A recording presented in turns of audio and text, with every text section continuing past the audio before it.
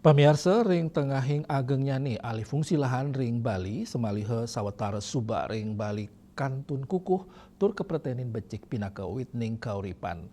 Rawi mangkin tambis atenge cari ring sawetara Suba ring desa Penarungan Mengui miwah desa Sibanggede Abian Semal Badung dados objek wisata alam.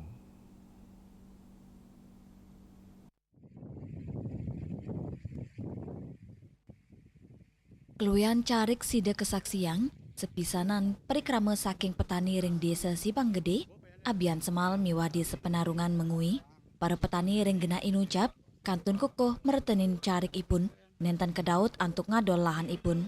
Semalihe, ring kali carik inucap sampun kewangun margi beton, sani ngawi genang sepeda motor sida margi ke tengah carike.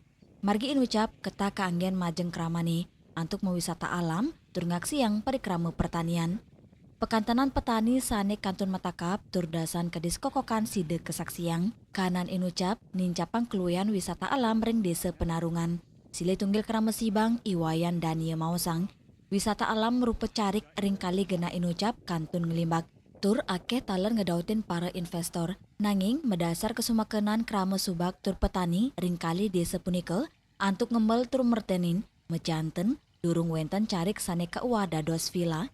Manut Dani, kesumakenan krama subak patut keapresiasi dan mastika yang krama lokal miwa petani sida pulih penyayup saking baga pemerintah.